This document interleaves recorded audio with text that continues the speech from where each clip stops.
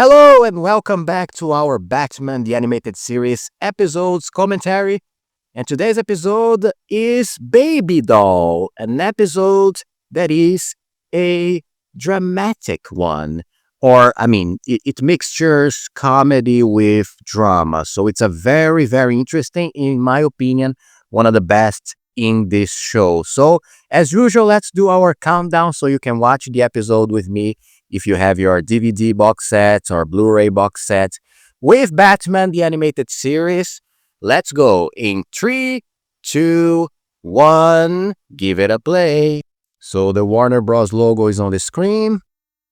And we have our new opening for the show with the adventures of Batman and Robin. And yes, this is an episode that features Batman and Robin as the main characters. But the villain this time is Baby Doll, one of the most interesting and unusual villains from Batman Rogues Gallery, and a character that usually is not really considered as part of the main Rogues Gallery, actually. But she is a figure that will appear in many episodes. Well, not many episodes, but some episodes of this show from now on. This is her introduction to the series, and we're gonna see her later in another episode with Killer Croc in the 4th season of the show. So it's a very interesting character because she is a character related to the Hollywood industry, we could say, or she's a character that definitely is related to the movie world, right? Because or at least the television world, because she used to be this star of an old comedy TV show in the vein of Family Ties or something like that. And, she used to be this very popular character in the show. And she was the deer, the Hollywood deer, or at least the television deer for the audience, for the viewers, right? She used to be very famous because of that. And she also has a disease that prevents her from growing. And this gives us the tragedy of this character, the fact that she cannot be a regular person, so to speak. She's she's a adult woman, but she has to forever live in the body of a young girl, right? And for that reason, she was used in the television show in the past, and because she had those childish features. And then what happened? And I'm entering a little bit into the plot of the episode because this is gonna come out later. She was replaced by another character that took her spotlight in the show, and that caused her to be, she was put aside by the producers and the writers of the show, and that caused her to be, sidelined, and not only in the show but in the television world. And she ended up losing roles because, of course, her condition doesn't allow her to be cast in many roles except for children, right? So, and in the future, which is now, because the show in the episode, the show that she used to portray this character, it was many years ago. And here now in the present, she's taking revenge against the people who were in the show and didn't defend her, including the main cast that portrayed her family. And she also wants to do another version of this show by herself. And that is a very interesting plot, and again, a very tragic plot for a character. Because we will see her story during the show, that she tried in her life eventually, after the cancellation of the Family Ties comedy sitcom, that she tried to get other roles, including dramatic roles on the stage, but that didn't do much for her, and she was completely sidelined. And this is where we find her today. But anyway, the episode starts with this kidnapping. One of the cast members of the old sitcom was kidnapped by Baby Doll, and her real name is Mary Doll, which rhymes with doll, right? It's not written doll Doll, but it's written Dahl. But anyway, it rhymes with doll, and she's in the command of this gang that is committing these kidnaps of the old cast members of the TV show in order to fulfill her plans. And we see that she already kidnapped one of the cast members. That was a boy, now an adult guy, but and now she used the pretext of a criminal robbery, a bank robbery or something like that, in order to of her gang. Right, they commit this crime of rob a place in order to be a smokescreen for her to kidnap another cast member of the old TV show. That is this woman that we used to portray her sister. The guy used to portray her brother, and now the girl portrays her sister. And all these guys, all these cast members are being taken into a place, a hideout where there is this TV set, TV scenario with the old house of the TV show. So she already kidnapped the guy, the mother, the father, and now she kidnapped the sister. And her intention is to recreate the old TV show, and in her mind, in her sick mind, to recreate the show in her way in order to get her into the spotlight again. And that's a very crazy plot, but I love it. Plus, we see Batman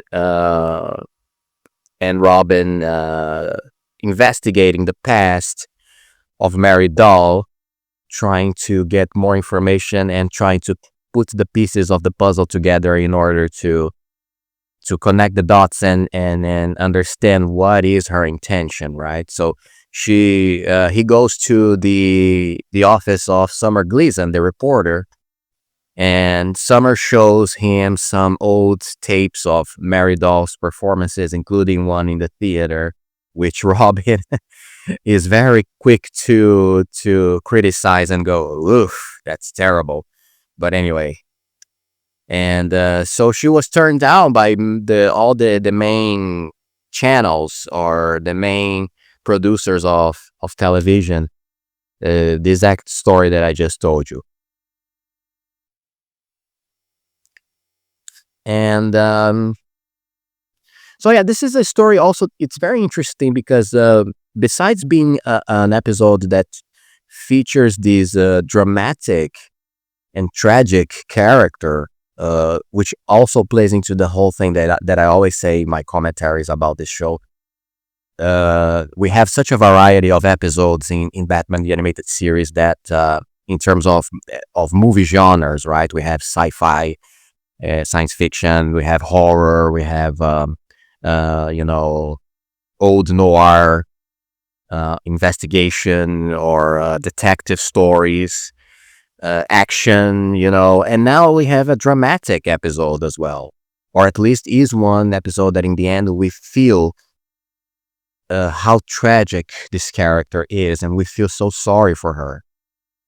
And but this is a reality in Hollywood if we think about it. So this is why this show is so incredible in being, and so adult in featuring these themes and featuring a character like this that really plays into the whole idea of the has-beens. If we watch a movie like Once Upon a Time in Hollywood from Quentin Tarantino, we also have that theme playing out, which is the what happens to the actors or actresses when, you know, producers or television just don't want them anymore, and they don't have the youth, or they don't have the appeal, or they don't have what made them these great stars, you know, and the sadness that is, when you are an actor. I don't think anybody should, aim in their lives to be famous or to be popular or to be seen, because that can also cause a lot of evil in your life. But at the same time, if you have a talent, you have the right to show it. This is exactly what I do with my other channel, the channel that I post my animations that I do in the most rudimentary way, with paper and editing, and cutouts and my voice and sound effects. I do everything by myself, and I realized that my animations are not they are not famous or anything. Very few people watch my channel, and I will put the link of the channel right here if you want to watch it. But the thing is that I believe I have this talent for doing these things, for creating a story, and being able to use with my resources what I want to, what I can use to be able to make these stories, and I think, like me, with anybody that has a particular talent, they have the right to show it.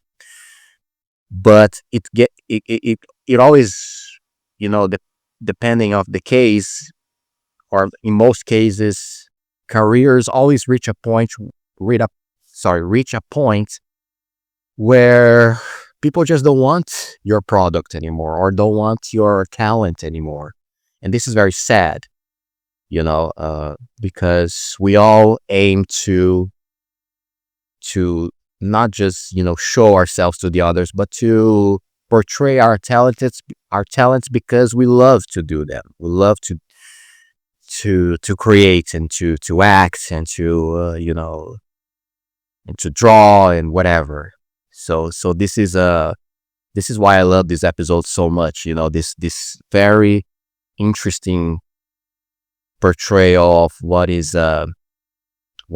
so-called has been, and how sad the life of this person can be. But anyway, uh so we had a very interesting scene some minutes ago, where in the whole recreation of a baby doll of the whole TV show, with all the family tied to chairs, there was she is always Mary Doll is always in this kid mode when she's portraying the character baby doll in front of the camera. She's always in the child mode, but there is a moment that somebody says something to her that really displeases her in a couple scenes ago, and the people that are helping her with this recreation put a spotlight on her, and for a moment, she breaks character, and we see her real face, that is the adult face, and she speaks with her real voice. And it is a very creepy, but very dramatic and interesting moment that I truly love. I think in my top 10 best episodes from this show, this baby doll one will probably feature in it, because it has this, for me, this very, very interesting and complex character, which is something that, in most times we have this kind of character in the show. I mean, in the terms of the rogues gallery. But for me, baby doll is definitely one of those that she's very complex and very interesting. And she also kidnapped the little boy that took her spotlight away from the show in the past, that now is this fat kid, I don't know, young adult kid that was playing guitar in his garage, probably lost as well, doesn't have any fame anymore, or doesn't even want to be famous, and baby doll kidnapped him in his garage, which is a very fun scene. And so Batman arrives at the whole hideout where they're doing the recreation of the show, and he starts to fight the goons of Baby Doll, and he also, you know, he does this very interesting thing that is to push the table, and Baby Doll flies in the air, and she falls over some cables that soften her fall. Thank God, because this is a character that is not a physical one, right? Baby Doll is one of the I don't know, more mind mind villains. I don't know how to say this, mental villains or something like that, or one of the most crazy ones, definitely. So she's not a physical one. So this is one asset of her character. And we also had the revelation that the kid, this teenager that she kidnapped, the one that was playing rock in the garage, he was not the real kid, but Robin in disguise. And the whole thing was a very well thought plan from Batman to be able to find the hideout by having Robin being kidnapped in disguise, and that was the most intelligent way to find the real location of all the hostages. And we have this quick fight with Batman fighting one woman that is helping Baby Doll, and it's a very cool fight where Batman wraps his cable on her leg and tosses her, and she breaks into a wall of the studio. A very cool fight. And by the way, this episode is so well animated. What a great episode in terms of animation. Again, we always have episodes that vary in terms of animation, but this is one of the best animated ones. What a great job they did with the animation here. I love it. And there are so many details in the highlights, the shadows. Now we are approaching the climax of the episode where Batman is going to chase Baby Doll in a theme park. And something that I always said about Batman the Animated Series, that this show, the environments, the cities, like now the whole scenario of the theme park is so populated. We have so many extras and people. It makes for a very lively and vivid Gotham City. We see Batman on the top of the roller coaster, then he goes to the top of this popcorn stand, and the shadows that they use in the character are so well done, so beautiful. What a fantastic episode in terms of animation. And this is something that I always say that it bothers me so much in the other show that is also a great show of Batman, that is The Batman from 2004. This is something that bothers me in that show. Gotham City has no one in the streets. No one. They have the buildings, they have the places, but there's no one. The city looks empty. It doesn't look like a city that people live in, And I guess they were saving in terms of animation, because it's difficult to animate a whole city and put extras and people all around, and to have the streets crowded. But it makes so much for a much more, how do you say that, a much more